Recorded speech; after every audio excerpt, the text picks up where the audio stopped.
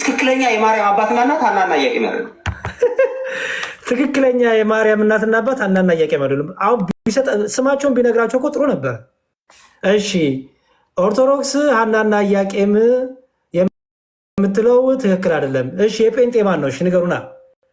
የጴንጤ የድንግል ማርያም እናትና አባት ማን ናቸው እንዴ? እኔ እኮ ወይ ለልጆቹም እውቀት አማራጭ አሰጧቸው፣ ተተኪ እውቀትም አሰጧቸው። በቃ ዝም ብሎ መቃወም መቃወም መቃወም። ኦኬ አንተ ተናገር፣ ጸጥ። እስቲ አንተ ንገረን፣ ጸጥ። እሺ እንስማው። ዝም ብሎ በየዘመኑ ዝም ብሎ ስመሰየም ችግር ስለሌለባቸው ይሰይማሉ። ለሁሉ ነው ይሰይሙት። ባይዘው ኦርቶዶክስ ለሁሉ እዛ ሰርጉ ላይ የነበረውን ሰው ማን ነው ያሉት? ዶኪማስ ነው ማለት ምናምን እዛ በቀኝ እሺ ዶኪማስንም ያለችው ኦርቶዶክስ ናት እያለን ነው ወንድማችን ዮሐንስ ወንጌል ላይ ያለውን ዶኪማስ ራሱ ማለት ምን እንደሆነ አልገባውም። አይገርማችሁም? ዶኪማስ እና ዶኪማስ ያለችው ኦርቶዶክስ ናት ይለናል። ይሄ ሁሉ እኮ ጴንጤ ያለ እዚህ እኮ ይሄ ሁሉ እነ ቦርናጌን አሉ። ይሄ ታድሶ አይ ቲንክ ሲስም አለ መሰለኝ እዚህ ጋር እንደሚታየኝ የጌታ ኤቢ ሄሉ ሃና አሉ እኮ እዚህ ጋር እና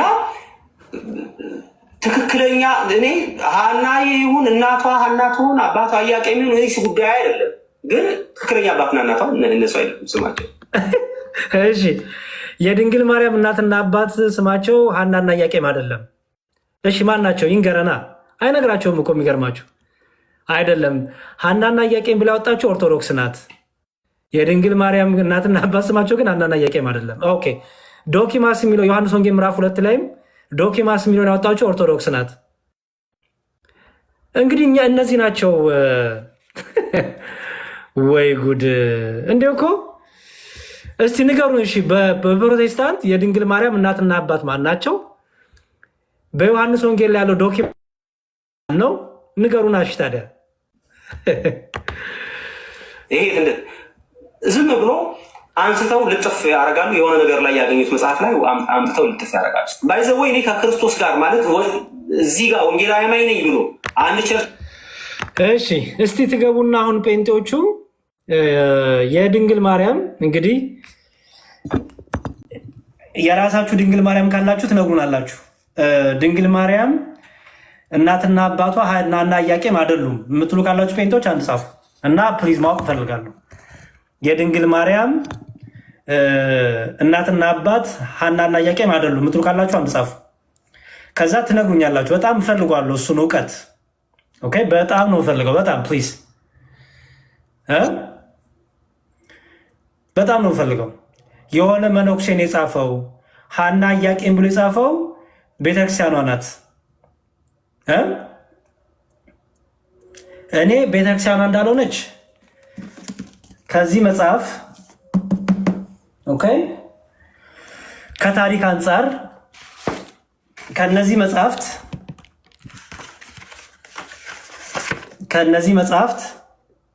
ኦኬ ከዚህ መጽሐፍት ከታሪክ አንጻር ያለውን ነገር ሁሉ አሳያችኋለሁ።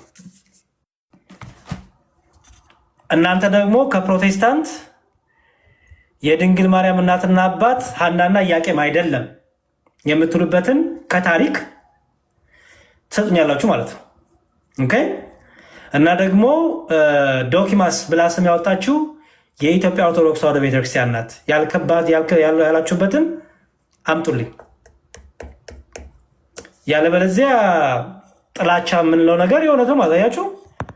ጥላቻ ልባችሁ በጥላቻ ሲጠቁር ቅድም እንዳልኩት ማንበብም አትችሉም። ለማገላበጥም ጭንቅላታችሁ ዝግ ይሆንና ማንበብ እንኳን በቃ ያቅታችኋል። በቃ ዝም ብሎ ጥላቻ መናገር ነው የሚሆነው። እስቲ ኑ ጴንጤዎች አንድ ቁጥር ጻፉ። ችግር የለውም። እሺ ይህን እንኳን መልስ ባይኖራችሁ ኦርቶዶክስ የማትሆንበትን ምክንያት ትነግሩኛላችሁ። አንድ ቁጥር ጻፉ ጴንጤዎች።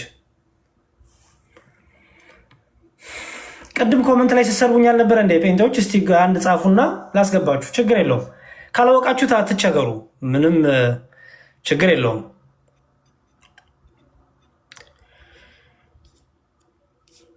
እሺ ቴዲን አላስገባ። እስቲ ግባ ግባ ግባ ግባ ግባ።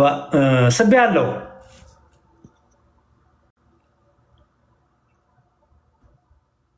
እሺ ጥላቻማ ያንተ ነው። እሺ እኔ ቲጂ ልሳብሽ። መሳባቻኩም ቴዲ ሰላም ላንተ። ሰላም ያሬዶ፣ እንዴት ነህ? አለው እግዚአብሔር ይመስገን። ተመስገን። ከየት ቤተ እምነት ቴዲ? ሙሉ ወንጌል። ሙሉ ወንጌል ነህ? የስ። እሺ አሁን ያሳየው ቪዲዮ ትቀበለዋለህ? የድንግል ማርያም እናትና አባት ስም ያወጡት ኦርቶዶክሶች ናቸው ሀናና ኢያቄም ብለው፣ ሀናና ኢያቄም ግን አይደሉም የሚለውን ትቀበለዋለህ? ይሄ ኖት ማይ ቢዝነስ። ይሄ ምንም ጥቅም የለውም እኮ የሰው እናትና አባት ማወቅ ምን ጥቅም ምን ይሰራል? ኦኬ ይኸውልህ ቴዲዬ በደንብ በንጹህ ጭንቅላት ሆነ አዳምጠኝ። የቲፎዞ ሳይሆን ቆይ ስማኝ አንዴ ቴዲ። ለምሳሌ እኔ መጥቼ ጴንጤ ነው ስም ያወጣው ይሄንን ይሄን ስም ያወጣው ጴንጤዎች ናቸው እንጂ እንዲህ የሚባል ስም የለም ካልኩ እውነት ወይም ውሸት መሆኑን ማራገጥ የለብኝም? የለብህም?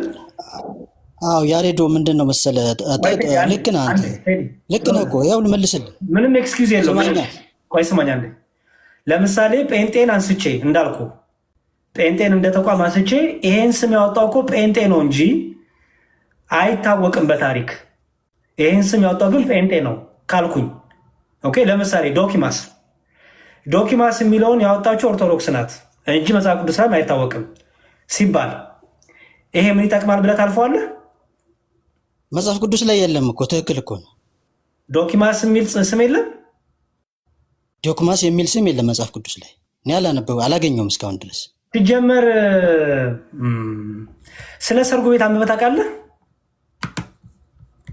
ዮሐንስ ወንጌል ምዕራፍ 2 ላይ ሰርጉ የነበረው የት ነበረ? ቃና ዘገሊላ። እሺ በማን ቤት? ሰውየው ስም ምንድን ነው? ቃና ዘገሊላ ምንድን ነው? ቃና ዘገሊላ ግዕዝ ወርዶ አይደል? ቃና ዘገሊላ ሊሆን ይችላል። እኔ እርግጠኛ አይደለሁም። ታዲያ ለምንድን ነው በማታውቁት ነገር ዝም ብላችሁ እኛን የምትከሱን ካላወቃችሁት? የማይጠቅም ነገር ማወቅ ምን ይሰራል? ያሬዶ የሚጠቅም ነገር ለህይወት የሚጠቅም ነገር ማወቅ አይሻልም? ስለዚህ አትዋሿ። ታዲያ እውነቱን ተናገሯ። ቴዲ ይኸውልህ አሁን ለአንተ ላይጠቅም ይችላል፣ ግን አትዋሹ። ለምሳሌ ቆይ ስማኝ፣ የድንግል ማርያም እናትና አባት ኢትዮጵያ ኦርቶዶክስ ቤተክርስቲያን ናት ሀናና ኢያቄም ብላ ወጣችሁ ብለት ለምን ተዋሻላችሁ? ታዲያ ወይ ስጡን። እሺ የድንግል ማርያም እናትና አባት እነዚህ ነበሩ፣ ኦርቶዶክስ ግን እንዲህ አለች በለኝ። ስጠኝ። ማናቸው የድንግል ማርያም እናትና አባት? ያሬዶ አሁን እኔ የድንግል ማርያም እናት እከሌ ነች የሚባለውን ነገር እኔ እውቀቱ የለኝም። ይሄን ያለው ሰው አይደለችም ኦርቶዶክስ ነች ያወጣችው ያለው ሰው ደግሞ ከሱ ጋር አንተ መነጋገሩ ይሻላል እንጂ አሁን ለህይወት የማይሆን ነገር የማይጠቅም ነገር ምንም የሆነ እርባና የሌለው ነገር መነጋገሩ ጥቅም የለውም። ወንድሜ አንተው ትክክለኛ ክርስቲያን ኮንክ መዋሸት የለብህም። ምን ይሰራልኛል? የማርያምን እናት ማወቅ ምን ይሰራልኛል? ይኸውልህ አንተ እውነትን ካልተናገርክ አንተ ክርስቲያን አይደለም ሲጀመር። ጠቀመም አልጠቀመም አይደለም፣ እውነትን መናገር አለብህ። ከታሪክ ነገርኩ። እውነት ነው አይደለም? እኔ ቪዲዮን አላየሁትም ነው እኮ የምልህ። እኔ አሁን ነው የከፈትኩት። የድንግል ማርያም እናትና አባት ስማቸው ማን ነው? እኔ አላውቃቸውም። ማን ሲባል ሰምታል? መቼም እናትና አባት አላት አይደል? አይዶን ምን ይሰራልኛል አሁን እኔ የማርያም እናትና አባት ፍለጋ ውስጥ መግባት? ትልቅ ሰው እናውራ። እኔ የእውነትን እኮ ነው የምልህ ያሬዶ፣ በእውነት ነው የምልህ፣ የእውነት ነው የምልህ። የእውነት ምን ይሰራልኛል? አስወጣውክ። እሺ አትዋሹ። በቃ ግባና ንገረኝ። የድንግል ማርያም እናትና አባት ሀናና ኢያቄም አይደለም ካልክ ግባና ንገረኝ። ያለበዚያ አትዋሹ። ጴንጤዎች ውሸታም አትሁኑ። ቴዲን አላስገባ። በስርዓቱ ሆነ አውራ። እሺ ፕሊዝ። ይሄ ድርቅ ያለ ነገር እኔ ብዙ አልወድም። ሰው በስርዓቱ በእውቀትና በስርዓት አውራ። እሺ ቴዲ ያሬዶ መልሶ አስገባኝ። ቴንኪዩ አመሰግናለሁ። እንትኑን ፕሊዝ ቴዲ። ይኸውልህ እኔ ፐርሰናሊ ሰዎች መጀመሪያ በእውቀት እንዲያወሩ እፈልጋለሁ። ዝም ብሎ እንዲህ ከሆነ ብሎ ድርቅ ሳይሆን፣ እንደዛ ከሆነ እኔም አንተም አንጠቀም፣ ታች ያለውም ሰው አይጠቀምም። ረጋ ብለህ ፖይንትን ሜክ አርክ። ረጋ ብለህ ከዚህ አንጻር እያዳመጥከኝ ምን እያወራው እንደሆነ እየገባ ይሁን። ያለበለዚያ ምንም ጥቅም የለውም። ኤኒዌይስ የማላውቀውን ነገር ስለጠየቅኝ የማላውቀውን ነገር አላውቅም ነው የማደርገውን ልንገርህ። ውሸት መነገሩ ትክክል አይደለም ነው የምለው። ለምሳሌ አንድ ኦርቶዶክስ መጥቶ ጴንጤ የማይለውን ነገር ጴንጤዎች ናቸው ይህን ስም ያወጡት ካለኝ እና እኔ ደግሞ ካወቅኩት አይ ነገር ትክክል አይደለም ወይ ደግሞ አላውቀውም። የድንግል ማርያም እናትና አባት ሐናና ኢያቄም ሲባል ሰምቻለሁ። ከዛ ውጭ አላውቀውም። እሱ እንግዲህ ሌላ ነገር ካለ ብዬ ነው እውነቱን መሰክረው እንዲሁ የሆነ ደገፍገፍ እያለኩኝ ምናምን አልሸፋፍንም። ምክንያቱም ህሊና አለኛ ጭንቅላት አለኝ እኔ እሱን ውቀሰው ነው እያልኩ አይደለም። የድንግል ማርያም እናትና አባት መቼም ድንግል ማርያም ዝም ብላ መጣች አይደለች። እናትና አባት አሏት። ይሄ እናትና አባት ደግሞ በታሪክ ተመዝግቦልናል። በቀደሞቹ የቤተክርስቲያን አባቶች ትምህርት ተመዝግቦልናል። ኦርቶዶክስ ናት ስም ያወጣችው ሐናና ኢያቄም ብላ እንጂ በታሪክም አይታወቅም ሲል አንድ ጴንጤ፣ አንተ እንደ አንድ ጴንጤ ምንድን ነው የምትለው? ታጨበጭበለታለህ ወይስ ማስረጃ ነው የምጠይቀው? ማስረጃ ጠይቀዋለሁ። ያን ያህል አስፈላጊ ከሆነ ጠቃሚ ከሆነ ጊዜን ካልበላብኝ ልጠይቀው፣ ማስረጃ ልጠይቀው። በክርስትና ውሸት የሚባል ነገር አለ ቴዲ። ውሸት ትንሽና ትልቅ ውሸት የለም። ውሸት ነው። ውሸት በዋሸ ቁጥር ከድነት ጋር ይገናኛል። አይገናኝም? ማስረጃ ቢኖረውስ? መቼ ሰጠ ማስረጃ? አልሰጣችሁም እኮ ዝም ብሎ እኮ ነው በቃ የሚያወራው። አልሰጣችሁም ሳይሆን ያወራው ሰውዬ ቢኖረውስ ማስረጃ የለውም እኮ አልተናገረም። ቢኖርማ ይኸው እኮ እዛ ተናግሮ እነሱ እናትና አባቷ እነሱ ናቸው ያወጡት። ይኸው ግን እናትና አባቱ ትክክለኛ አላለም እኮ በታሪክ ዝም ብሎ የሚናገር ይመስላል ያለ ማስረጃ። ስማኝ፣ ምክንያቱም ቲክቶክ ላይ ያለውን ኤርሚያስን ሄደ ጠይቀው፣ የእናንተ ማለት ነው። የድንግል ማርያም እናትና አባታ እንዴ ስማኝ፣ ማን ናቸው ብትለው ሐናና ኢያቄም ይላል። ኦኬ፣ ምክንያቱም ይሄ የታመነ ትምህርት ነው በክርስቲያኖች ዘንድ፣ ካቶሊክን በለው ፕሮቴስታንትን በለው፣ በክርስቲያኖች ዘንድ የድንግል ማርያም እናትና አባት ሐናና ኢያቄም የታመነ ትምህርት ነው። ምክንያቱም የዛሬ 2000 ዓመት በፊት የታወቀ ትምህርት ስለሆነ። ኦኬ በቃ አሁን እሱን ተወውና ያሬድ እስኪ ጥያቄ ልጠይቅ ስለዛሬው ቀን። አንዴ ወንድሜ ጥያቄ መጠየቅ ሳይሆን በቃ ውሸት አቁሙ እና ወደዛ እንምጣ። አሁን ምንድነው የምታደርገው መሰለ? ኦርቶዶክስ የማትሆንበትን ምክንያት ትነግረኛለህ፣ ጴንጤ የማልሆንበትን ምክንያት እነግርሃለሁ። ከዚያ ሁለታችንም ትምህርት በመጽሐፍ ይመዘናል ማለት ነው። እሺ መልካም። እሺ በጣም ጥሩ። 3 ምክንያቶች ጋር ጴንጤ ኦርቶዶክስ የማትሆንበት። የመጀመሪያው አሁን የዛሬውን ቀን ይሄ የሚቀቀለው ንፍሮ ማርያም ልደት ተብሎ የሚከበረው የማርያም አማላጅነት በአጠቃላይ ዛሬ አንዳንድ ነገር እንጨርስ ቴዲ ፕሊዝ። ይሁን ነግሬሃለሁ፣ በጣም ደጋግሜ ልንገርህ። ረጋ በልና ፖይንትን ሜክ አድርግ። ለምሳሌ 3 ምክንያት ነገር ብያለሁ። እንዲህ ሳይሆን እኔ ልንገር እንዴት እንደሚነገር። ኦኬ እኔ ጴንጤ የማልሆንበት ምክንያት የጌታ ትምህርት ተቋሚ ስለሆናችሁ። የትኛውን ትምህርት በላይ? ቅዱስ ቁርባን ላይ ቅዱስ ቁርባን ጌታ ስጋዬ እውነተኛ ነው ደሜም እውነተኛ ነው ሲል እናንተ ምሳሌ ነው ትላላችሁ፣ አያድንም ትላላችሁ። ጌታ ስጋዬን የበላ ደሜን የጠጣ የዘላለም ሕይወት አለው ይላል። እናንተ ቅዱስ ቁርባን ስጋ ምንድን ነው የዘላለም ሕይወት አይሰጥም ትላላችሁ። ስለዚህ በዛ የተነሳ ከጌታ ትምህርት ጋር የምትቃወሙ ስለሆናችሁ እኔ ጴንጤ መሆን አልፈልግም፣ ጌታ መቃወም ስለማልፈልግ። ሁለተኛ ጴንጤ ማልሆንበት ምክንያት ሁለተኛ መሰለ ይሄ ንጥቀት የሚባለው ትምህርት አይገባኝም። ለምንድነው የማይገባኝ? የሚመላለስ ክርስቶስ የለኝም።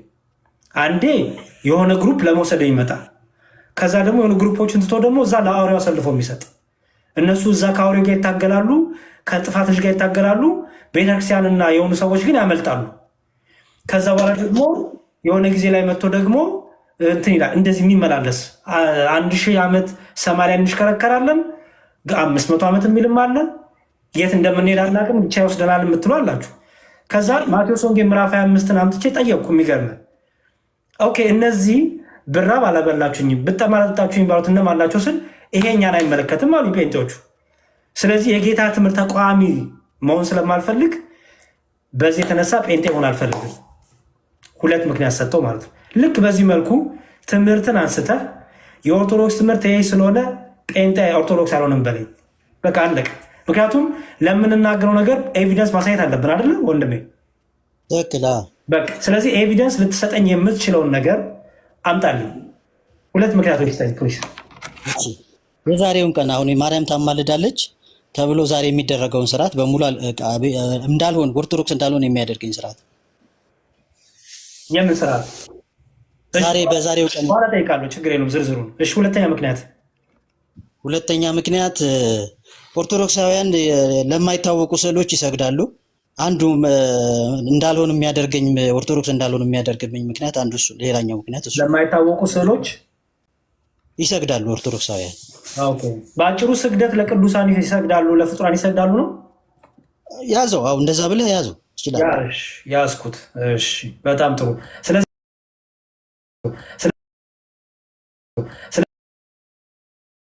ያሳየኛው የማርያም ምልጃ የቅዱሳን ምልጃ ሁሉ አሳያለሁ እኔ። ቅዱሳኑ መጀመሪያ የማርያምን አሳየኝ። መጀመሪያ ዛሬ የማርያም ቀን ስለሆነ የእሷን አሳየኝ። ስማኝ፣ ይኸውልህ ቅዱሳኑ ሁሉ ይማልዳሉ ካልኩኝ ከቅዱሳን ውስጥ ድንግል ማርያም አንዷ ናት። መጻፍ አይጠበቅበትም። ድንግል ማርያም ተብሎ ቃል በቃ መጻፍ አይጠበቅበትም። ቅዱሳን ይማልዱልናል፣ መላእክት ይማልዱናል። ይሄ የተሰጣቸው ጸጋ ነው ብለን እናምናለን እኛ። ኦኬ። ስለዚህ የቅዱሳኑ ምልጃ አሳይሃለሁ። ላሳየህ ንገረኛ። መጀመሪያ እሷ ተጽፏል እሷ ወይስ አልተጻፈም? የለም መጻፍ አይጠበቅበትም ወንድሜ። እኛ ለምሳሌ በመጽሐፍ ቅዱስ ቅዱሳኑ ሲማልዱ ካየን በቅዱሳን ጸሎትና ምልጃ የክርስቲያኖች ወይ ደግሞ የአማኞች ሕይወት የሚጠበቅ በጸሎት የሚያግዙ ከሆነ የአንዱ ቅዱስ ጸጋ የሁሉ ምክንያቱ መጽሐፍ ቅዱሱ የእርስ በርስ መጸለይ እንዳለብን አንዱ በጸሎት ማሰብ እንዳለበት ክርስቶስ አካል ላይ ያሉ ብልቶች በማዕከላቸው መለያየት የለም መታሰብ እንዳለባቸው ይነግራል። አይነግረንም? ቴዲ እንዳውዱ ነው እንግዲህ እንዳገባቡ። አሁን አንተ ልትነግረኝ አትችልም? የማርያም ምልጃ የለም መጽሐፍ ቅዱስ ላይ የሚለው እኔ ስላሴ የሚል እኮ ስላሴ የሚል ቃል የለም እኮ ከመኬት አመጣው። ስላሴ በአካል በግብር አንድ ስማኝ ቴዲ፣ ስላሴ በስም በአካል በግብር ሶስት የሚል አለ። ትምህርቱ አለ፣ ሀሳቡ አለ። በጣም ጥሩ ጊዜ ሪስት በቃ ትምህርቱ አለ። የቅድስት የድንግል ማርያም የቅዱሳኑ ምልጃ ትምህርቱ አለ።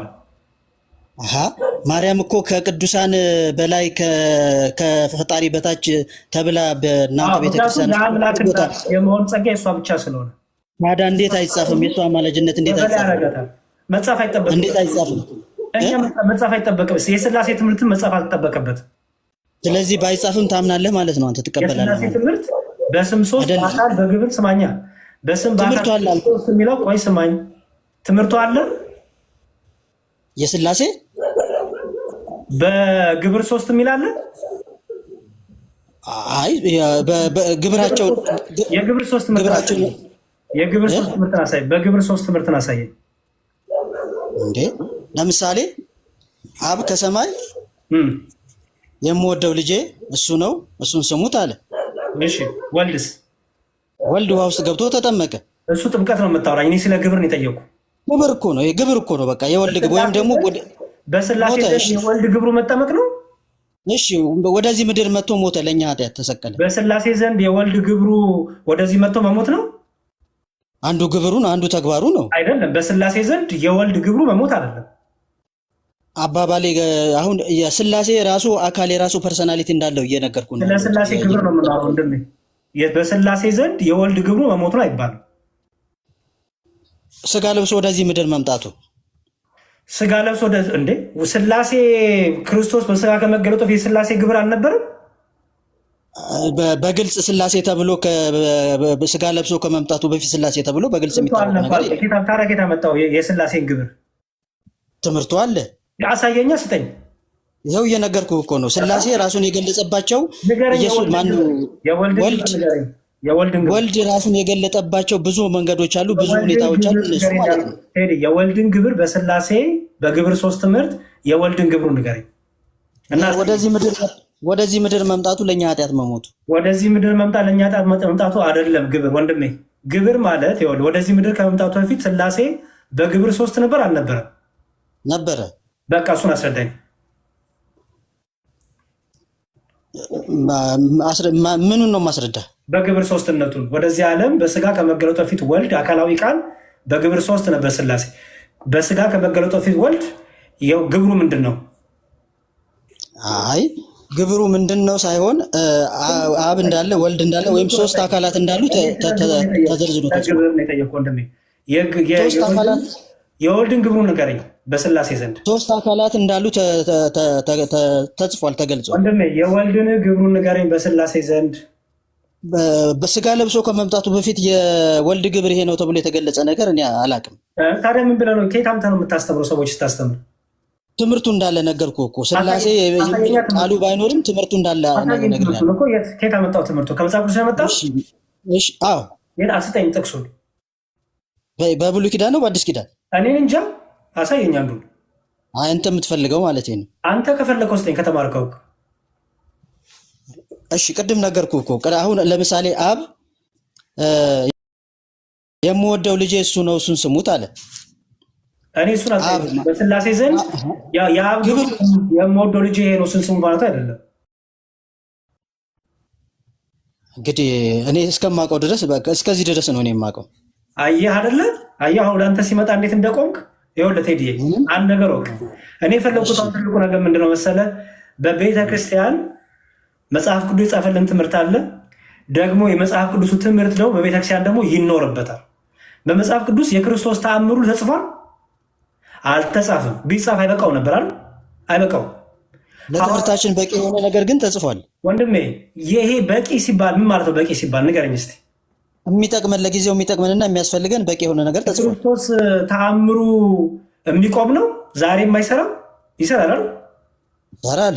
በቃ ለምሳሌ በመጽሐፍ ቅዱስ የተጻፈ ተአምር ዛሬ ይደረግልህ? ይደረጋል። ተአምር ለምን ይደረጋል? አይጠቅምም ለህይወት። አይ በመጽሐፍ የተጻፈው ብቻ ነው እኔ ተአምር እንጂ ለእኔ የተደረገው ተአምር አይደለም ትለዋለህ? አይ መመሪያ አለ። ተአምርን እኮ እንደ መመሪያ እኮ አትጠቀምበትም። አሁን መመሪያ መጽሐፍ ቅዱስ ላይ ማንዋል ተጽፎልሃል። አሬዶ አንዴ ስማ። በመጽሐፍ እያንዳንዱ ተጽፏል። አንተ የተደረገልህ አይደለም። እኔ እንደሱ እያልኩህ አይደለም። አልተደረገልህም። አንተ እግዚአብሔር ለአንተ ማንዋል ሰጥቷል። ማንዋሉ ደግሞ መጽሐፍ ቅዱስ ነው።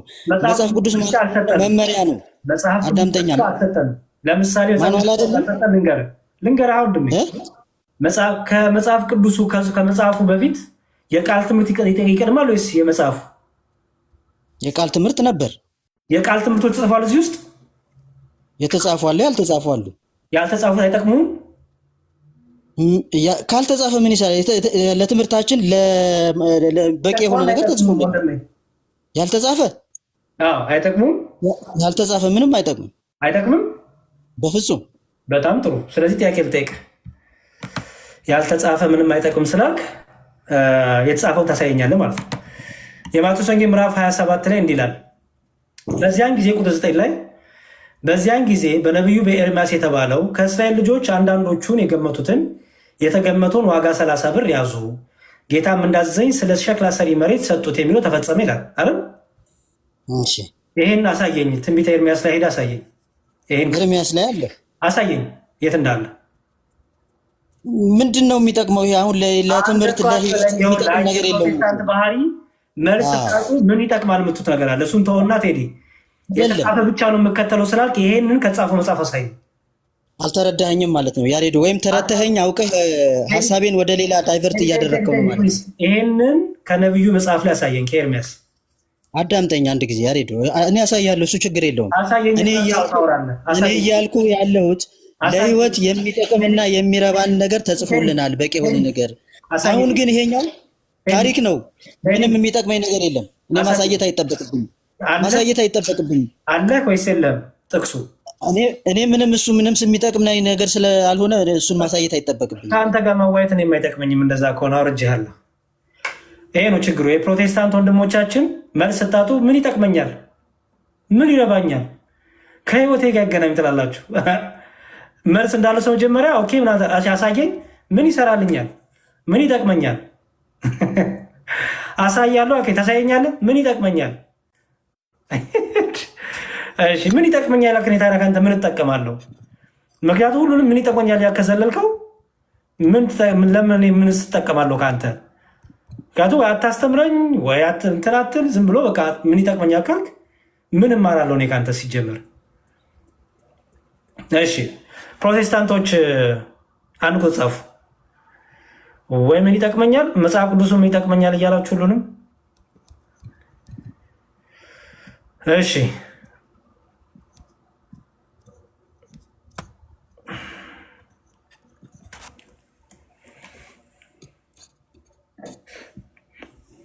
ምን ይጠቅመኛል የሚለኝ ሰው እንዳይገባ ፕሊዝ። እሺ ሰላም ብያለሁ ወንድሜ። ሰላም ናንተ። እግዚአብሔር ይመስገን። ትንሽ ድምፅ ጮክ አድርገው ፕሊዝ። አሁንስ? እሺ ማን ልበል ስምህን? ስሜ አዳና። አዳና ከየት ቤተ እምነት ነው ወንድሜ? ከፕሮቴስታንት። እኮ የት ነው ህብረት የምታደርገው? የት ነው የምታመልክበት ቤት? ቃለ ሕይወት ነህ? ቃለ ሕይወት ነህ? አዎ። በጣም ጥሩ። እሺ መዳንን ታጠዋለህ? መዳንህን ታጠዋለህ? መዳን ማለት እንዴት? ድነሃል አይደል? አዎ ድኛለሁ። እሺ ያገኘውን ድነት ታጠዋለህ ወይስ አታጣው? ልታጣው ትችላለህ? ድኛለሁ ግን ያ ሰው ግን ከዳነ በኋላ ግን ይወድቃል ይነሳል። ያ ጻድቅ ሰባት ቢነሳ ሰባት ቢወድቅ ሰባት ይነሳል እንደሚል ቃሉ ኃጢአት እንዳታደርጉ። መዳንን ታጠዋለህ ወይስ ልታጣው ትችላለህ ወይስ አትችልም ነው ጥያቄ። አጣለሁ ብዬ መጽሐፍ እንደምን ያ እስከ መጨረሻ የሚጸና ይድናል ስለሚል ያ አንዴ ድነናል፣ እንደገናም እየዳነን ነው፣ ድነታችን እየፈጸመን እንሄዳለን። ግን በመጨረሻ ላይ ደግሞ ክርስቶስ ሲገለጥ የመጨረሻው እንድናለን ብዬ ተስፋ የሚያደርግ ግን አሁን ካለንበት ኮነኔ ካለንበት ከሚያስፈራው ሞት እንድነናል ብለን ነው የምናስበው እኛ ቃለ ሕይወት። ገባኝ። ያገኘውን የዘላለም ሕይወት ልታጣው ትችላለህ ወይስ አትችልም ነው ጥያቄ እኮ ወንድሜ።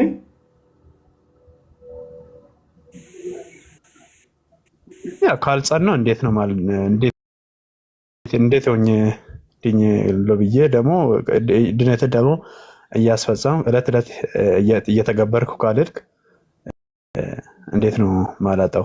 አጣለሁ እንዴ? በጣም ጥሩ። ፍሬ ማላፈራው መቆረጥ አይቀርማ መጨረሻ የሚጸና ይድናል። በጣም አሪፍ። እሺ ኦርቶዶክስ ነበርክ ከዚህ በፊት? ፕሮቴስታንት ከሆነ ፊት? ኦርቶዶክስ ማለንበት ምክንያት አለ። ኦርቶዶክስ ማለንበት ምክንያት አለ። ቤተሰቦቼ ኦርቶዶክስ ናቸው። እኔ ግን ኦርቶዶክስንም አታውቅም? ነበርኩኝ ግን አልጸናሁም። ኦርቶዶክስ የማትሆንበትን 3 ምክንያቶች ንገረኝ።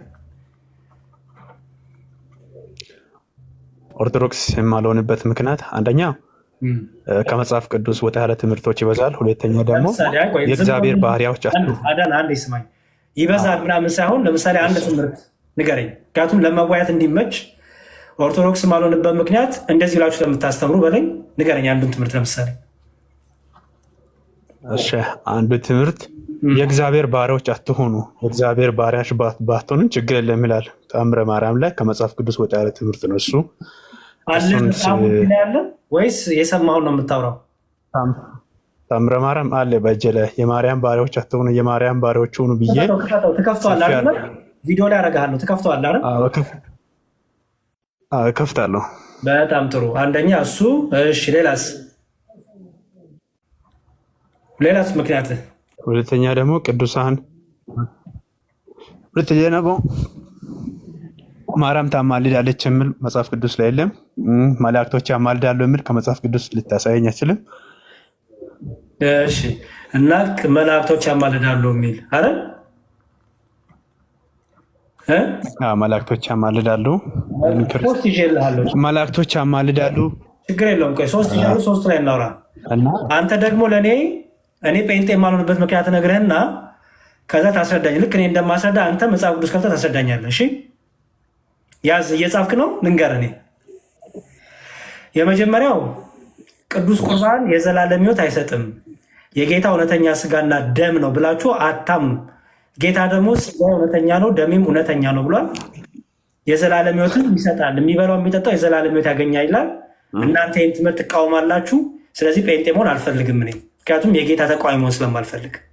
ኦኬ፣ ይሄንን በመጽሐፍ ቅዱስ ታሳየኛለህ ማለት ነው። በኋላ ላይ የጌታ ስጋና ደም እውነተኛ እንዳልሆነ ማለት ነው ታሳየኛለህ። ሁለተኛ ደግሞ ጴንጤ ማልሆንበት ምክንያት ጥምቀት ነው። ጌታ ጥምቀትን ለድነት ብሎ ነግሮናል። ያመነ የተጠመቀ ይድናል ብሎናል። አንድ ሰው ለመዳን መጠመቅ እንዳለበት ነግሮናል። ቅዱስ ጳውሎስም በሮሜ መልእክቱ በተለያየ መልእክቱ ላይ ስለ ጥምቀት አስፈላጊነት ነግሮናል። እናንተ ደግሞ ጥምቀት ሰው ሳይጠመቅም ይድና ብላችሁ ታስተምራላችሁ። የጌታ ትምህርት ግን እንደዛ አይደለም። በአብ በወልድ በመንፈስ ቅዱስም እያጠመቃችሁ ደቀ መዛሙርት አድርጓቸው። የጌታ ለመሆን ወደ ቤተክርስቲያን ለመጨመር እንኳን ጥምቀት ግዴታ ነው። ከውሃና ከመንፈስ ካልተወለዳችሁ በቀር ወደ እግዚአብሔር መንግስት ልትገቡ አትችሉም ይላል። እናንተ ግን ውሃ የሚለው በሌላ ትምህርት ነው የምትቀይሩት። ስለዚህ የጌታ ትምህርት ተቋሚ መሆን ስለማልፈልግ ጴንጤ መሆን አልፈልግም። ኦኬ። ሶስተኛ ምክንያቴ ምን መሰለ?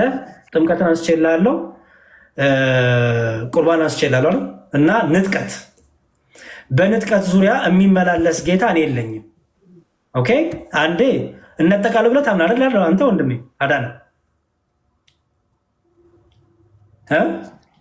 እንዴት እነጠቃለሁ ብለህ ታምናለህ? ጌታ እንዴት እነጠቃለሁ ማለት ነው? ስለ ንጥቀት አልተማርክም? ያ በመጨረሻ ዘመን ያ ክርስቶስ ሲመጣ የሞቱትን አንቀድምም፣ ግን በአየር እንነጠቃለን አይደል? እንደዛ ነው የሚያምነው። ትነጠቃለህ በአየር ልንቀበል በደመና ትነጠቃለህ በአየር ጌታን ልንቀበል ያ ተሰሎንቄ ላይ ሲናገር እንደዛ ነው የምናደርግ። ተሰሎንቄ ነው የምናደርግ። አንተ ስትነጠቅ መሬት ላይ ማን ይቀራል? ሁሉም ሰው ነው የሚነጠቀው ወይስ የሚቀሩ አሉ? ያመንና የዳነንና ያመንን ነው የምንቀረው የምንሄደው ማለት በአየር ላይ ጌታን ልንቀበል የቀረው ያመኑትን ላይ ደግሞ ተወሰዱ። መሬት ላይ ያላመኑት ይቀራሉ። እየቀረ እሱን አልተማርኩም አላየውም። ምናልባት እንደዚህ አይነት ጌታ አለ። የሆኑ ሰዎችን ግለሰቦችን ወስዶ ከዛ ደግሞ የሆነ ግሩፕን ሰብስቦ ወስዶ ከዛ ደግሞ የሆነ ግሩፕ ደግሞ መሬት ላይ ቀርቶ ከዛ ከአውሬው ጋር የሚታገል የሚላፋ ከአውሬው ጋር በቃ ተላልፎ የሚሰጥ እንደዚህ አይነት ጌታ አለ። ጴንጤ መሆን የማልፈልገው ለዛ ነው በአጭሩ። ሶስተኛ ይሄ ነው። ኦኬ። አሁን ምን ታደርግልኝ መሰለ? እኔ መጀመሪያ መላእክት እንደሚያማልዱ ላሳይህና ከዛ እሱን ትፈተን ደግሞ ወደሚቀጥለው እንሄዳለን ማለት ነው። ተግባባን? እሺ። አንተ ደግሞ ቅዱስ ቁርባን የጌታ ስጋና ደም እንዳልሆነ ቅድሚያው የእንትን ነው። ቅደም ተከተል ብንሄድ ደስ ይላል። ችግር የለውም። የእግዚአብሔር ባህሪዎች ወንድሜ ጠቅላላ ጠየቅ እንዴ አዳን ምን ሆናል? ጠቅላላ ጠየቅ ላስረዳክ ነው እኮ አልኩህ። በአንዴ ደስ ይለኛል። ኦኬ። እሺ ዮሐንስ ወንጌል ምዕራፍ ሉቃስ ወንጌል ምዕራፍ 15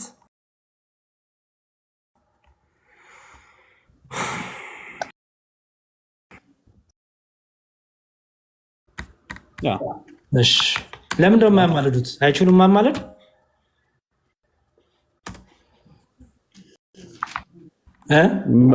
ማማለድ ማለት ታውቃለህ? ስለ እምነት ግን አዳነ ፕሊዝ፣ ካላወቅ ታውቃለህ ስለ እምነት በደንብ? ቀጥል፣ ችግር የለም። እሺ ቀጥል። አይ ሌላ ነገር እንዳንተ እንዳይለሽ። ሉቃስ 13:7 ላይ እንዲህ ይላል፣ እና ትፈታልኛለህ። እኔ ለመላእክት ምርጃ የምንጠቅሰው ጥቅስ ነው። አንተ ደግሞ እንደ ቃለ ሕይወት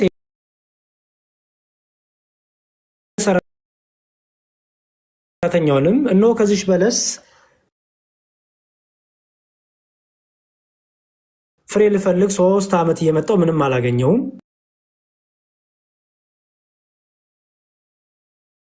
ቁረጣት፣ ስለምን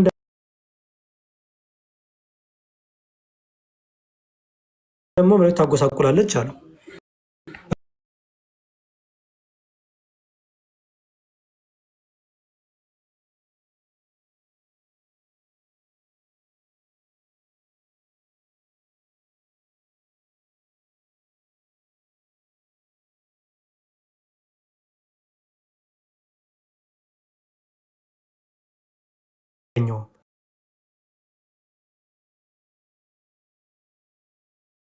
ቁረጣት፣ ስለምን መሬት ታጎሳቁላለች ታጎሳቁላለች አለው። እርሱ ግን መልሶ ጌታ ሆይ ታኛለህ አሁን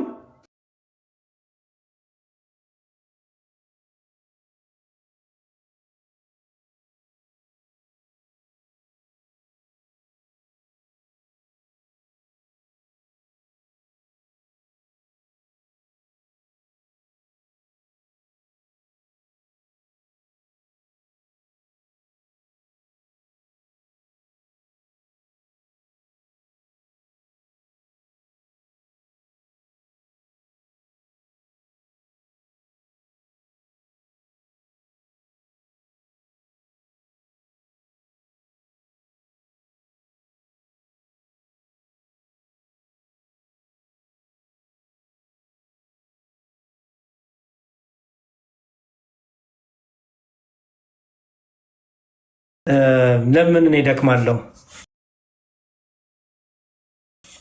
ብትሰማኝ ችግር የለውም። ብትሰማኝ ቢሆን ኖሮ በደንብ ከልቤ ጊዜን ወስጄ አሳየ ነበረ።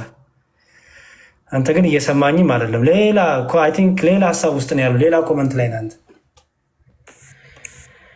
እሺ ቤንቲ ነው የሚለው በንቲ ነው የሚለው። ሰላም ወንድሜ። ሰላም ያሬዱ፣ እንዴት ነህ? ደህና መሸ። እግዚአብሔር ይመስገን።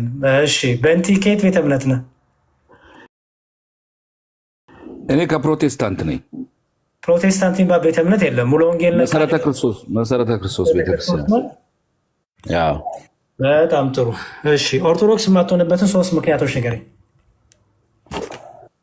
አንደኛ በዶክትሪን ነው፣ የዶክትሪን አስተምሮ ንገረኝ ፕሊዝ። ጀነራል ነገር ሳይሆን ለማየት እንዲመቸን ለዲስከሽን እንዲመቸን።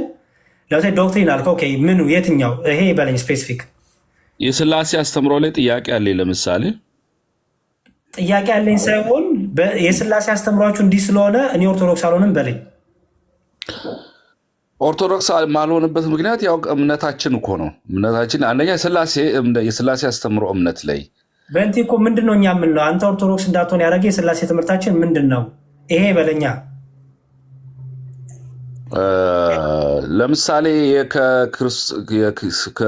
ወልድ ከማርያም ስጋ ነስቶ የሚለው አስተምሯችሁ ስላሴ ትምህርት እኮ ነው እያወራን ያለ ነው። ስላሴ ላይ ስለ ክርስቶስ ሰው መሆኑ እንደ ስላሴ ትምህርት።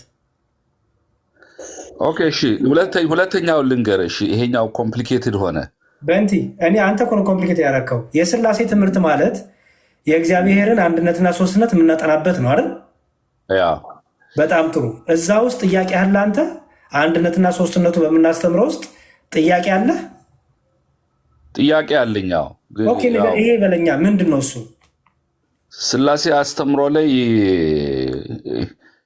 ስላሴን የምታዩባቸው ነገሮች እይታችሁ ሶስትነቱና አንድነቱ ማለት ነው። አንተ በሶስት አካል ታምናለህ? በስላሴ ሶስትነት ታምናለህ? 3 አካል እንዳለው አምናለሁ። አንድ ማንነት እንዳለው አምናለሁ። 3 አካል አንድ ማንነት፣ 3 ማንነት እንዳለው አምናለሁ። በአንድ አምላክ 3 ማንነት አለው። የምታወራውን ታውቃለህ? በንቲ 3 ማንነት ማለት ነው። እስኪ ንገረኝ። 3 ፐርሶናሊቲ ያለው። ለምሳሌ ትሪኒቲ መንፈስ ቅዱስ አምላክ ነው ለብቻው፣ ወልድም ለብቻው አምላክ ነው፣ ክርስቶስ አምላክ ነው። ግን አንድ አምላክ ብለን ነው የምንጠራው። ለብቻ የሚባል ነገር አለ እንዴ? አሁን እኔ ማምነው ነው የምልህ። በእኔ ዲኖሚኔሽን ማምነው ነው። መሰረተ ክርስቶስ እንደዚህ ነው የምታምኑት? አዎ። አብ ለብቻው አምላክ፣ ወልድ ለብቻው አምላክ፣ መንፈስ ቅዱስ ለብቻው አምላክ፣ ከዛ ደግሞ አንድ አምላክ። እንደዚህ ነው የምታምነው? ያው ፈርስት ፐርሰን ትሪኒቲ፣ ሰከንድ ፐርሰን ትሪኒቲ ነው። አሁን ግዕዙ ነው አብ ወልድና ስለ ስላሴ የሚያወራው የግዕዝ ቃል ነው። እንግሊዝኛው ላይ ቆይ ይኸውልህ፣ አብ ለብቻው አምላክ ነው ስትል ምን እያልክ ነው? እግዚአብሔር ማለት ነው። እኔ ስለ አብ ነው የጠየቅኩ። እግዚአብሔር ስንል እኮ አብ ወልድ መንፈስ ቅዱስ ነው። እኔ ጠየቅኩ። አሁን አብ ለብቻው አምላክ ነው፣ ወልድ ለብቻው አምላክ ነው፣ መንፈስ ቅዱስ ለብቻው አምላክ ነው ትላለህ። አብ ለብቻው አምላክ ነው ስትል ማለትህ ነው? ማንነት ያለው አምላክ ነው። ፐርሶናሊቲ ያለው ማንነት አለው። ፐርሶናሊቲ ማለት ነው ማንነት ማለት ነው። ምንድነው ያ ማንነቱ? ማንነት ማለት ማንነት ነው፣ ቢንግ ነው ማለት ነው። አንድ ራሱን ይቻላል። እኔ እኮ አሁን ማንነት ማለት ቢንግ ማለት ነው። እንግሊዝኛ እኮ አማርኛ እያደረከው ነው እኮ፣ ምንም ዲፋይን እያደረከው እያብራራው አይደለም። ኦኬ እኔ አይ ዶንት ቲንክ ስለ ስላሴ ህልውና ያለው ማንነት ያለው አካል መንፈስ ቅዱስ ነው ብለክም ይኸውን ትርጉም አሻሚ ነው። እንደዚህ ማለት ጥሩ። ስላሴ በምንድን ነው ሶስትነቱ? የእግዚአብሔር ሶስትነት በምንድን ነው? እንዴት ሶስት ማለት በምን ማለት ምን ማለት ነው? ጉድ እግዚአብሔር አንድም ሶስት ነው ትላለህ አይደል? አዎ። ሶስትነቱ በምንድን ነው? በስራም በግብርም አሁን እንደምንለው በማንነት ቋንዴ ቀስ እያልክ በማንነት ሶስት ነው። እሺ በስራም ለምሳሌ በስራ አይዴንቲፋይ ተደርጓል በስራቸው። እሺ የአብን ስራ ንገረኝ። የአብ ስራ ምንድን ነው?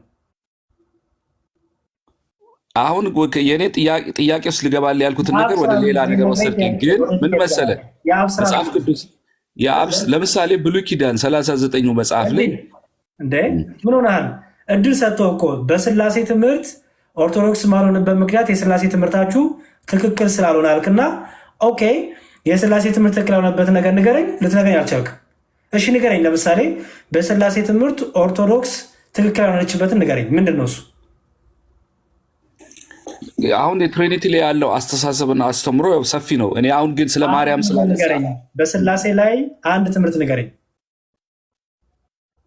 ኦርቶዶክስ የምታስተምረውን አስተምሮ ማለት ነው። ከስጋው ስጋ ነስቶ የሚለው ይሄንን ክርስቶስ ኢየሱስ በስጋዊ ማንነቱ ከማርያም ስጋን ያገኘበትን መንገድ ስላሴ የሚለው ትምህርት ገብተዋል። ስላሴ ትምህርት ላይ ስለ ክርስቶስ ከድንግል ማርያም ሰው መሆን ነው የሚወራው ስላሴ ትምህርት ላይ። እና ክርስቶስ ማለት ምን ማለት ነው? ክርስቶስን እኮ አንተ ያወቅኸው በስጋ እኮ ወደ ምድር ስለመጣ ነው አይደለ እንዴ? አይደል? የመጣበት መንገድ ስለ ስላሴ ታውቃለህ ወይስ አታውቅም? ኦኬ እሱን እንለፈው። እሺ እንለፋ። አሁን ሰፊ ስለኔ በከፊል ነው ማለት ሙሉ ለሙሉ ኮምፕሌት አለ። በከፊል የተወሰነ እውቀት አለኝ። ግን አሁን አጀንዳዬ ስለ ስላሴ ለማውራት ሳይሆን አንድ ጥያቄ ስለነበረኝ እንደዚህ ትዊስት የሚያደርግ ሰው ራሱን የሚሸውር ሰው አልወድም። የመጣኸው መጀመሪያ ኦርቶዶክስ ማልሆንበት ምክንያት ምንድን ነው ስልህ እኔ በስላሴ አስተምሮ ላይ አልኩ። ከዛ በኋላ ኦኬ የትኛውን ትምህርት ስልህ ክርስቶስ ሰው ሆነ የምትሉት አልከኝ። በስላሴ ትምህርት ስለ ክርስቶስ ሰው መሆን አይወራም ሲጀመር። ኦኬ ምክንያቱም ስለ ስላሴ ስናወራኛ አስቀድሞ ቅድመ ዓለምን በሶስትነቱ እግዚአብሔር ነበረ ብለን ነው የምናምነው። ስለዚህ የክርስቶስ ሰው መሆን የስላሴ ትምህርት ማብራሪያ የሚሰጥ አይደለም። ተረዳኸኝ?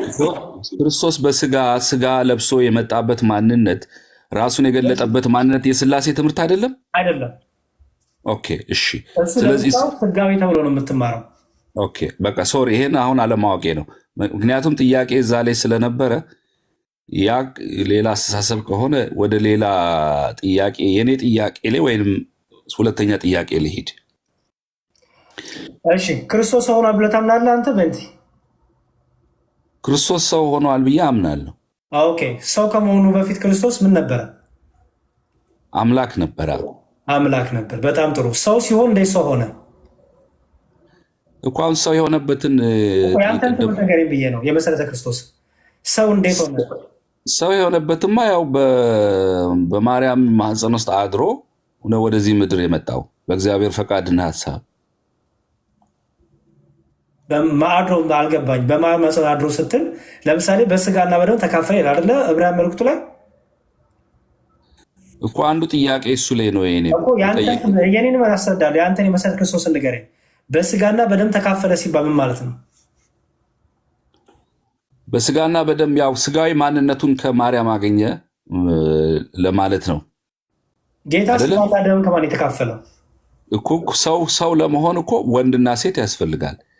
እኔ የምናወራው ወንድሜ ስለ ክርስቶስ ነው። ዕብራውያን መልእክቱ ላይም በስጋና በደም ተካፈለ የሚለው ስለ ክርስቶስ ነው እኮ። ሰው አይደለ ሆኖ የመጣው? አንተም ሰው ሆኖ እንደመምጣቱን ታምናለህ? ምን ሆናል? ሙስሊም ነው ወይስ ክርስቲያን ነው? ምክንያቱም ይኸውልህ ክርስቶስ እኛ አምላክ ነው አልከኝ ቅድም አይደል? አዎ አምላክ ነው አልኩ። አምላክ ነው። አምላክ ሰው ሆኗል አይደል? ሰው ሆኗል። በጣም ጥሩ። አምላክ ሰው ሲሆን ሰው የሆነው ስጋና ደም ስለተካፈለ ነው አይደል? አሁን እኔ ያንን እሱ ላይ ነው ጥያቄ። አሁን የኔ አንተ እንደ አንድ ጴንጤ ይሄ እንዴት ነው የምታስተምረው? ለምሳሌ ሙስሊም አገኘ ልበል፣ ክርስቶስ አምላክ ነው ሰው ሆነ ብለህ ስታስተምረው ሰው እንዴት ሆነ የሚልም ብለህ ትመልሰታለህ። ንገረኝ፣ ሰው እንዴት ሆነ? እኮ ከድንግል ማርያም ተወልዶ ነው። እኮ እንዴት ተወለደ አምላክ እንዴት ተወለደ ቢል አምላክ ስጋና አጥንት ደም የለውም ማለት መልአኩ እኮ ለአምላክ አንዴ ስማኝ በንቲ ለአምላክ ስጋና አጥንት ደም የለውም አለው ለመለኮት እንዴ አለው እንዴት መለኮት እኮ መለኮታዊ ማንነቱንማ ያው ትቶ መጣ አዎ ትቶ መጣ ማለት ነው እንደ ሰው በሰው ምስል ተዋረደ ይላል ለምሳሌ ኢሳይያስ 53 ላይ እሱ አምላክ በስጋ እዚህ በምድር ላይ ያለ አምላክ አልነበረ አምላክ ትቶታል ፍጹም ሰው ፍጹም አምላክ ሆኖ ተመላልሷል ሁለት ማንነት እንደነበረው አክሴፕት አድርጋለሁ ወይ ሁለት ማንነት እሺ ያዳነክ በመስቀል ላይ ተሰቅሎ ደሙን ያፈሰሰው የትኛው ማንነት ነው ሰዋዊ ማንነቱ ነው ሰውን ሪፕሬዘንት አድርጎ የመጣበት ማንነት ሁለት ማንነት አለው ስላልከኝ ሁለት ማንነት የምትለው የትኛይቱን ነው ሰዋዊ ማንነት አለው አምላካዊ ማንነት አለው በጣም ጥሩ ያዳነ የትኛው ማንነት ነው ሁለቱም መዳናችንማ ተአምራት ነው እኮ አሁን እንደ እንትን ፊዚክስ እንትን የምትለው በንቲ በቃ ሰው ትቻ ሌላ ሰው ካለ ይግባ ኦኬ ኮንፊውዝ ሆናል ወንድም አለም ሄደ ፓስተርን በደንብ ጠይቅ ፕሮቴስታንቶቹንም ብዙ እንዳታሰድብ አደራ ፕሮቴስታንቶቹንም እንዳታሰድብ ወንድም አለም የመሰረተ ክርስቶስ ትምህርት እንዲህ ከሆነ እንግዲህ ተነጋገሩ ከነሱ ጋር እኔ ግን አይመስለኝም ፐርሰናሊ የመሰረተ ክርስቶስ ሰዎችም አውቃለሁ ክርስቶስ አምላክ ነው ትቶት መጣ የሚሉ እኔ አላጋጠሙኝም የመሰረተ ክርስቶስ ትምህርት እንደዚህ አይደለም እስከማቅ በትምህርት ልንላይ እንችላለን አንሳም እንችላለን ግን የሚያስተምሩትን ይሄን ያስተምራሉ ብዬ እውነት እመሰክራለሁ ይሄ የመሰረተ ክርስቶስ ትምህርት አይደለም አምላክ ነው ትቶ መጣ ካልክ እኔ አጋጥሞኝ አያውቅም ይሄ የራስ ሀሳብ ሊሆን ይችላል ሰው አንደበት ብዙም እንትን አላየሁበትም እውነቱን ለመናገር ስለዚህ ፓስተር ጠይቅ አለቅ ፓስተር ጋር ሄደህ ቁጭ ብለህ ተማር በእንትኗንም እንዳታሰድብ ማለት ነው ቸርቿንም እንዳታሰድብ ሌላ ፕሮቴስታንት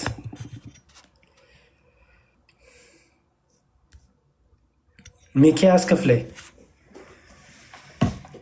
እሺ ስብ ያለው ግባ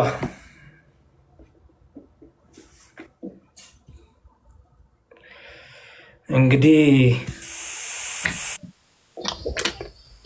እሺ ሰላም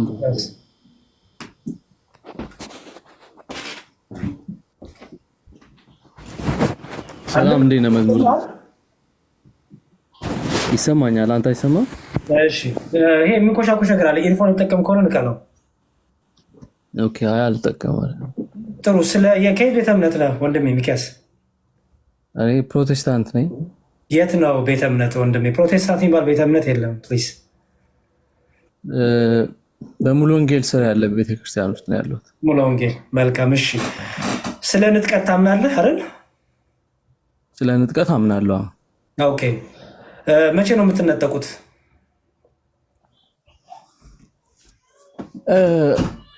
መጽሐፍ ቅዱስ እንዳስቀመጠልን መጽሐፍ ቅዱስ እንዳስተማረን ነው እኛ የምናምነው ማለት ነው ጌታ ኢየሱስ መቼ ነው የጥፋት ልጅ ከመገለጡ በፊት ነው በኋላ ነው የጥፋት ልጅ የሚባለው ማለት መጽሐፍ ቅዱስ እንደሚነግረን የጥፋት ልጅ ማለት የሚገለጥ አውሬ ሳይሆን እንደ ሲስተም ነው ስለዚህ የጥፋት ልጅ እኛ ያለን ነው የጥፋት ልጅ የሚገለጠው ምን አልከኝ እኛ ያለን ነው የሚገለጠው የጥፋት ልጅ በጣም ጥሩ ከዛ በኋላ ነው የምትወሰዱት የምትነጠቁት አዎ ንጥቀት ደግሞ የፍርድ ቀን አለ የፍርድ ቀን እኛ የለንም ሚኪያስ አንዴ ንጥቀቱ ላይ ብቻ ፎከስ አድርግልኝ ንጥቀቱ ላይ የምትነጠቁት ከዛ በኋላ ነው አይደል ነው እሺ የምትነጠቁት ያመናችሁ የዳናችሁ ናችሁ አይደል ክርስቲያኖች ክርስቲያኖች ከምድር ላይ የሚቀሩት ያላመኑት ናቸው ያላመነ በክርስቶስ ኢየሱስ የማያምን ኦኬ በጣም ጥሩ እሺ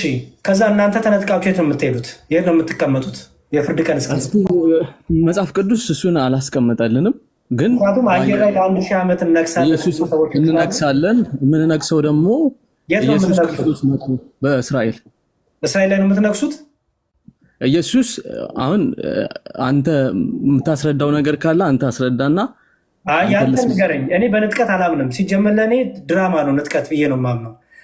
ምክንያቱም በጣም ብዙ ጊዜ ጌታ ሊመጣ ነው የተባለ አይ ቆይ ንጥቀት እኛ መጽሐፍ ቅዱሱን መነጠቅ በደመና የሚለው ነገር እንዴት እንደሚፈታ የኦርቶዶክሳዊ ትምህርት አለ፣ የአባቶችን ትምህርት አለ። እኔ አሁን የፈለኩት ነገር ኦኬ ተነጠቃችሁ በእስራኤል እነግሳለን አልከኝ አይደል? እስራኤል ከተማ ላይ በእስራኤል ከተማ ላይ ማለት ሳይሆን የዳዊት ልጅ የተባለው ለዳዊት የገባለት ቃል ኪዳን ይፈጸማል አይደለ? ሁለት ቃል ኪዳኖች አሉ። አንደኛው የዳዊትን የአባቱን ዙፋን ይወስዳል ተብሎ ለማርያም የተነገራት ማለት ነው። ሚኪያስ የጠየቁ እስራኤል እናንተ የምትነግሱበት እስራኤል የት ናት ያለችው? የእስራኤል ንጉስ ይሆናል ኢየሱስ መጥቶ። እኛ እነግሳለን እኮ አልከኝ፣ አብረን እነግሳለን አልከኝ። አብረን ለ1000 ዘመን ኢየሱስ ክርስቶስ በሚነግስበት አሁን እንዴት መሰለ እኛ መተን አሁን ልክ በፊዚካሊ አይደለም እኛ የምንነግሰው አይደል? ስፒሪቹዋል ነው። ፊዚካል አይደለም የምንነግሰው ስፒሪቹዋል ነው እኮ። የት ነው ስፒሪቹዋል? የት ነው የምትነግሱት? አሁን ያለችው እስራኤል ሀገር ነው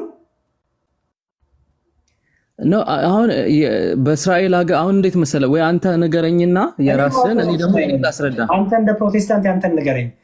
እስራኤል ሀገር በመንፈስም ቢሆን እነግሳለን አልከኝ። ኦኬ እስራኤል የምትላት የአሁኗን እስራኤል ነው ወይ ነው ጥያቄ? አዎ በእስራኤል የእስራኤል ንጉስ ይሆናል ኢየሱስ። በጣም ጥሩ። ሌላው ሀገር ውስጥ ንጉስ አለው? ሌላው ሀገር ትነግሳለህ ደግሞ? አሁን ቅድም ያነሳቸው ቆነጃጅቶች አሉ አይደለ? 10ቱ ቆነጃጅቶች እነሱ እስራኤላውያን ናቸው። የጠየቁት ጥያቄ ምንድን ነው? ስለ እስራኤል ብቻ ሌላውስ ሀገር? ምክንያቱም ሌላውን በሙሉ አሁን ቤተክርስቲያን ስለሌለች አሁን ቤተክርስቲያን ስለሌለች አሁን እቺ ላስረዳና እሺ የዓለም መጨረሻ ገና አልሆነም አይደል? ፍርድ አልሆነም። በጣም ጥሩ። ስለዚህ አገሮች ዓለሞች አሉ አይደል? አሁን ባሉበት ሁኔታ ይቀጥላል። መከራይ ነው ይሆናል። እሱን አይደለም የጠየቅኩ ፕሊዝ የጠየቅኩ አሁን አገሮች ኢትዮጵያ አለች፣ እስራኤል አለ፣ ምናምን አለ አይደል? አገሮች አሉ አይደል? እነዚህ አገሮች አሉ። የዛን ጊዜ 1000 ዓመቱ ሲነገስ አሉ። አዎ ሁሉም አገር ይኖራል። በጣም ጥሩ። ግን እስራኤል ብቻ ነው የሚሆነው ክርስቶስ? እንደዛ ነው። ምክንያቱም የዳዊት ዙፋን ለኢየሱስ የተገባው የዳዊት ዙፋን በዳዊት ዙፋን ላይ ኢየሱስ መንገስ አለበት። ሌላው ሀገር ምንድን ነው የሚሆነው? ሌላውም አሕዛብ ነው የሚሆነው። ምን ማለት ነው? ሁላችን በፊት ከአዲስ ኪዳን በፊት አንድ ላስረዳህና መዝሙር አንተ ከዛ ትነግረኛለህ። መጽሐፉ የሚለውም ማለት ነው። ግራ ስለገባኝ ነው። ከአዲስ ኪዳን በፊት እግዚአብሔር የአይሁድ ብቻ አምላክ ነበረ። አዲስ ኪዳን ሳይሆን እሱን አይደለም ፕሊዝ ሚኪያስ፣ እሱ ይመጣል ማለት ነው። ኖ ፕሊዝ ይኸውልህ፣ አሁን የምናወራው ስለኛ አሁን ክርስቶስ ቤዛ ሆኖ ደሙን አፍሶ ቤዛ ከሆነ በኋላ ስላለ ነው የምናወራው እና እስከዛ ድረስ ስላለው አውራኝ። እሱ ደግሞ ይቆማል ነው የምልህ። ቤተክርስቲያን ስትነጠቅ አሁን እኔ እናንተ አሕዛብ ነን፣ አይሁድ አይደለንም። ስማኝ፣ እሱን ላስረዳህ እኮ ብዬ እኔ አሁን ያለሁት ስለ አሁን ነው የማወራው። እኔ አሕዛብ አይደለሁም። እኔ በክርስቶስ አሁን ነው እኔ እናንተ በዘራችን አይሁዳዊ አይደለንም። ወንድሜ የጠየቅኩ አሁን ንጥቀት የሚለው አሁን በእኔና በአንተ ላይ የሚፈጸም ነው አይደል ሚኪያስ? እንጂ አብርሃምን ሄዶ ያዕቆብን ሄዶ ይስሐቅን ሄዶ የሚያመጣበት አይደለም አይደል? መጽሐፉ ግን አንድ ሂስትሪ ነው። ገብቶሃል አይደለም? ማውራ ከዘፍጥረት እስከ ራእይ ድረስ የተቀመጠ ነው። በሱ ውስጥ ነው እኛ ስለ ንጥቀት ስናወራ እነጠቃሉ ብለህ የምታስበው አንተን አይደል? በጣም ጥሩ። ስለ አንተ አውራኝ። አሁን ስላሉት ስለ አንተ ስለ ክርስቲያኖች አውራኝ፣ ወይም እንነጠቃለን ብለህ ስለምታስበው ህብረት ግሩፕ አውራኝ። ኦኬ እናንተ ትነጠቁና ጌታ የሚነግሰው እስራኤል ሀገር ነው አልከኝ አይደል? የአባቱን የዳዊት ዙፋን ይወስዳል እኮ። ስለዚህ እስራኤል ሀገር ነው አልከኝ። ምድሪቷ እስራኤል፣ ዓለማዊ እስራኤል አይደል? ስለዚህ በምድሪቱ በዚህ በዓለም ላይ ባለችው እስራኤል ላይ በምድራዊ ንጉስ ይሆናል ጌታ ነው የምትለው አይደል? አንተ ጨርስና እኔ እነግርሃለሁ። ምድራዊ ንግስና ነው የሚነግሰው አይደል ጌታ ነው። አንተ ምድራዊ እያልክ ነው እንጂ የአባቱ ለዘላለም ይነግሳል ስለተባለ ለምንድን ነው ይሄኛው ትምህርቱ ገብቷል? ሙሉ ሀሳቡን ካልተገኘ አሁን ለሚሰሙንም ሰዎች በቂ ሆነ። በቃ እንደዚህ እናደርግ ሚኪያስ፣ ከሆና እንደዚህ እናደርግ። በቃ ምን እናድርግ መሰለህ? ከንጥቀቱ በኋላ ያለውን ህይወት እናውራ። እሺ ንጥቀቱ ተደረገ፣ ከዛ ተወሰዳችሁ እናንተ። ቀጥሎ የሚመጣው ምንድነው? የዓለም የመጨረሻው የፍርድ ቀን ነው አይደል? ፍርድ ይመጣል። በጣም ጥሩ። ማቴዎስ ወንጌል ምዕራፍ 25 ላይ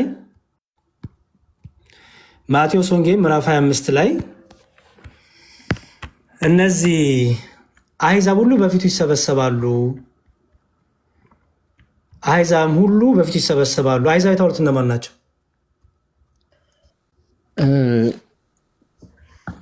አሕዛብ ማለት በክርስቶስ ኢየሱስ የማያምን የነበረ ሁለት ነገሮች አሉ። አንደኛው አሕዛቦች የመጀመሪያው ከእስራኤል ውጭ የሆነ ማለት ነው። የመጀመሪያው ከእስራኤል ውጭ እኔ በዚህ በማቴዎስ ወንጌል ምዕራፍ 25 አውድ ፍቺ ብቻ አይደለኝ። አሕዛብ ሁሉ በፊት ይሰበሰባሉ። እነዚህ እነማን ናቸው? ሁሉም ማያምነው ማለት ነው። አሕዛቦች አሕዛብ ሁሉ ሲባል ሁሉ ሰው ነው አይደል? ኦኬ። እዚህ ውስጥ አላችሁበት እናንተ? እኛ አሕዛብ ውስጥ የለንም። ኖ ከሚሰበሰቡት ህዝብ ውስጥ የፍርድ ቀለት ከሚሰበሰቡት ጠቅላላ ውስጥ አላችሁበት ወይስ የላችሁበት? የፍርድ ቀን እኛ የለንም። ኦኬ በጣም ጥሩ። እነዚህ በጎቹ እነማን ናቸው? አሁን እሱን ላስረዳህ እኮ ነው። አሁን እዚህ ጋር ምን አለ መሰለህ? ሁለት ህዝብ አለ። አሁንም ድጋሚ ለሁለት ይከፈላል። ያ አሁን ቤተክርስቲያን ከተነጠቀ በኋላ ሁለት ህዝብ አለ። አንደኛው አሁን እዚህ ጋር በጎች የሚባሉት ሚኪያስ በጎች በመጽሐፍ ቅዱስ የክርስቶስ በጎች ሲባሉ ያመኑ ናቸው። ኢየሱስ ክርስቶስ ሲናገር እኔ የበጎች እረኛ ነኝ ያለው። ሚኪያስ ኧረ ፕሊዝ አዳምጠኝ። የክርስቶስ በጎች ሲባል ያመኑ የዳኑ ናቸው ወይስ አይደሉም? የክርስቶስ በጎች የሚሉት አይሁዶች ናቸው ነው የምልህ። አይሁዶች የክርስቶስ ኢየሱስ በግ ይሆናሉ። ለምን? በሱ አምነው ደግሞ ይገባሉ እነሱ። አሁን ድንዛዜ ነግሮን የለ ወንድሜ፣ ቤተክርስቲያን የለችም። ቆይ ስማኝ፣ ቤተክርስቲያን የለችም። ያመኑ ሁሉ ተነጥቀዋል። በምድር ላይ ያላመኑ ሰዎች ይቀራሉ እኮ አልከኝ። አዎ፣ ግን ይኸውልህ እዚህ ጋር ምን አለ መሰለ፣ ቤተክርስቲያን የለችም፣ ግን ማን አለ መሰለ አሁን በክርስቶስ የሚያምኑ አይሁዶች አሉ። አይሁዶች ካመኑ ለምን አይነጠቁም? አይነጠቁም። እነሱ ገና ይኸውልህ፣ እነሱ መጽሐፉ እኮ የሚለውን ነው የምነግርህ። አይሁዶች አንዴ ሚኪያስ፣ አንዴ በክርስቶስ አንዴ ስማኝ። በክርስቶስ አይሁዶች ሲያምኑ ተጠምቀው የክርስቶስ አካል ይሆናሉ። አሁን እነሱ በጥምቀትም አይደለም የሚድኑት። እዚህ ጋር ያሉት አይሁዶች በጥምቀትም አይደለም የሚድኑት። አሁን እነሱ ሰው ሳይጠመቅ ነው። እዚህ ጋር ያለው ይኸውልህ ሶስት ያዳምጥክ እንዴ መዝሙር በጌታ አንዴ ሶስቱ ሰዎች አንዴ ሰው ሳይጠመቅ ይድናል። አሁን ይሄን ካላስረዳው እንዴት ብለን መጀመሪያ ሳይጠመቅ ይድናል የሚለው መልስ። ሰው ሳይጠመቅ ይድናል፣ የክርስቶስ አካል ይሆናል፣ ከሞትና ከትንሣኤው ጋር ሳይተባበር ሰዎች አሉ።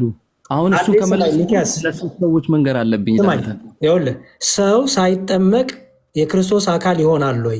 ከሞቱና ከትንሣኤው ጋር አዎ ይሆናል ካልከኝ እነዛ እነማን ናቸው የሚለውን ትሰጠኛለህ። ግሩፖቹ ግን አሁን እዚህ ጋር ሳይጠመቁ የክርስቶስ አካል የሚሆኑ አሉ። አንዴ ቆይ መጀመሪያ መልስልኝ። ሰው ከክርስቶስ ከሞቱና ከትንሣኤው ጋር ሳይተባበር ሳይጠመቅ የክርስቶስ አካል ይሆናል? ሐዋርያ ጳውሎስ እንደሚነግረን የተዘጋጀላቸው መዳን አለ። አዎ አሉ። ማን ይባላሉ እነዛ ግሩፖች? እነሱ አሁን ሮሜ ላይ ሄደን ማንበብ እንችላለን። ከፈለክ ደግሞ እኔ ሐሳቡን ማን ይባላሉ እነዛ ግሩፖች? ሚኪያስ ነገር አይሁዶች ይባላሉ እነሱ አይሁዶች። አዎ አሁን በድንዛዜ ላይ ያሉ ሮሜ ላይ ቅዱስ ጳውሎስ ቆይ አንዴ፣ ሮሜ ላይ ቅዱስ ጳውሎስ አይሁዶችና አሕዛብ እያለ ሲያወራ አይሁዶችና አሕዛብ እያለ ሲያወራ በግርዘትና ያለ ግርዘት እንዲሁም አይሁዶች በመገረዝ እየተመጻደቁ አሕዛቦችን ያስጨንቁና ይገፉ ነበረ።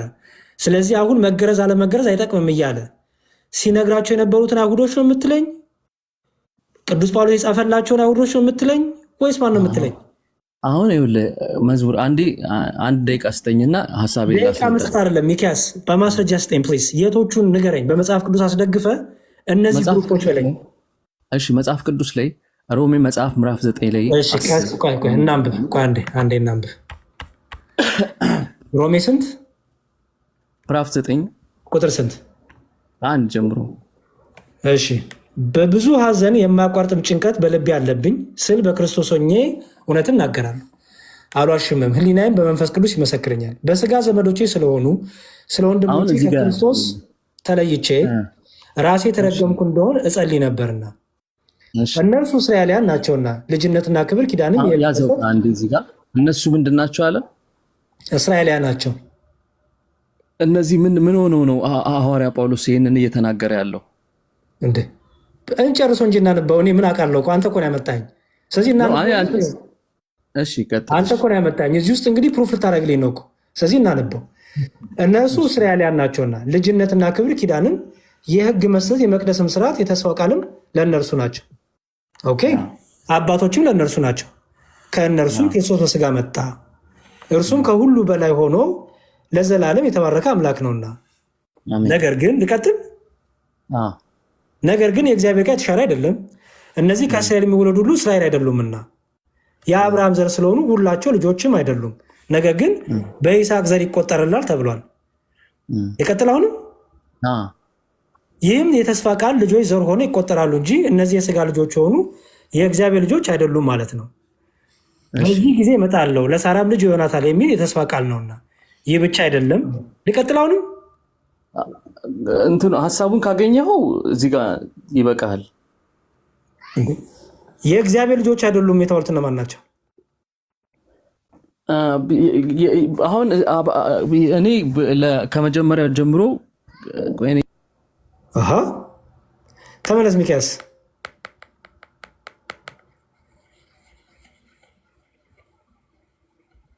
ተመለስ ወንድሜ።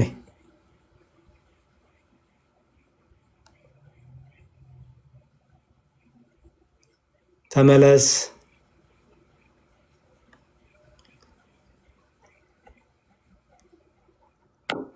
ባይብል ለማንበብ ወጥቼ ነው። ችግር የለውም። እኔ ቃውጥቼ እላለሁ እኮ። እሺ የእግዚአብሔር ልጆች አይደሉም የተባሉት እነማን ናቸው?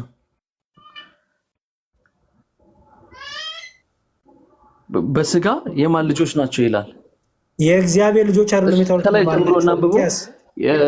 የመቅደስም ስርዓት የነሱ ነው፣ አባቶችም የነሱ ናቸው፣ ሁሉ የነሱ ናቸው። የማያቋርጥ ጸሎት አለብኝ ይላል ሐዋርያ ጳውሎስ። የእግዚአብሔር ልጆች አይደሉም የተባሉት እነማን ናቸው? ሚኪያስ አሁን ካነበብነው በመነሳት የእግዚአብሔር ልጆች አይደሉም የተባሉት እነማን ናቸው?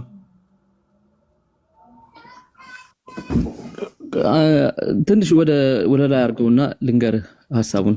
ፕሊዝ አታልክመኝ ሚኪያስ። ከላይ አንብበን መጣን። የእግዚአብሔር ልጆች አይደሉም ያላቸው ቅዱስ ጳውሎስ እነማንን ነው? ሀሳቡን አልገባኝም። ጥያቄ ስለዛ እኮ ነው። አንዱን ብቻ ሀሳብ ይዘህ ነው እየነገርኩህ። የእግዚአብሔር ልጆች ይኸውልህ የተስፋ ቃል ልጆች ዘር ሆነ ይቆጠራሉ እንጂ የተባሉት እነማን ናቸው? እሺ እስራኤላውያን። በጣም ጥሩ። ከዛ የእግዚአብሔር ልጆች አይደሉም የተባሉት እነማን ናቸው ማለት ነው ብሎ ቢቀጥላል ሀሳቡ እኮ። ለምን አንጨርሰው? እነማን ናቸው የእግዚአብሔር ልጆች አይደሉም የተባሉት? ኦ ማይ ጋድ አንተ ምን ሆናል ወንድሜ? የእግዚአብሔር ልጆች አይደሉም ማለት ነው። እስቲ ንገረኝ። አንድ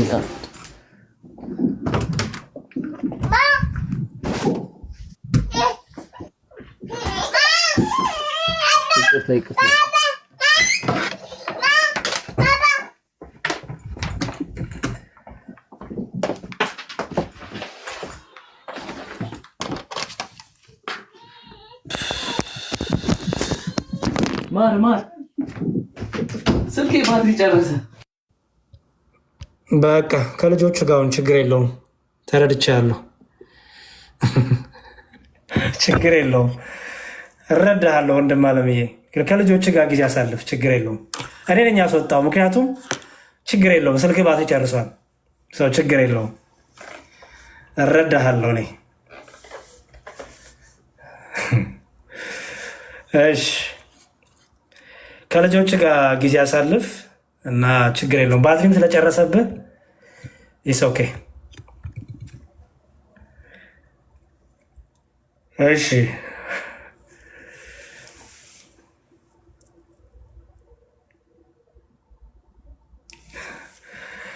እሺ መልካም ይሁን።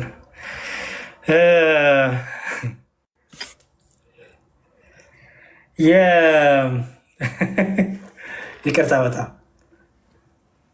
እሺ። የኦርቶዶክስ ያንግቡና በቃ ሀሳብ ልቀበል። ኦኬ የእግዚአብሔር ልጆች አይደሉም ከተባለ ለምንድን ነው የጠየቅኩት መሰላችሁ? እነዚህ ናቸው በኋላ በጎች የተባሉት ከተባለ ሊጋጭ ነው አይደል? ሊጋጭ ነው። የእግዚአብሔር ልጆች አይደሉም የተባሉት ናቸው በኋላ ላይ በግ የሚሆኑት በጎ ነው የሚመጡት። እንደዛ ነው። የእግዚአብሔር ልጆች አይደሉም የተባሉት ኋላ ደግሞ ተመልሰው በግ ሊሆኑ ነው። ተው፣ እንደዛ አይሆንም።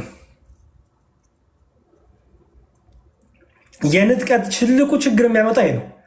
ንጥቀት የሚለው ትምህርት ማቴዎስ ወንጌል ምዕራፍ 25 በጎቹና ፍየሎቹ ተርቤ አለበላችሁኝም፣ ተጠምቼ አላጠጣችሁኝ የሚለውን ትምህርት ይጋጫል። ተነጠቁ የሚል ሰው ማቴዎስ ወንጌል ምዕራፍ 25 አይመለከተኝም ይላቸዋል። ማቴዎስ ወንጌል ምዕራፍ 25 አሕዛብ ሁሉ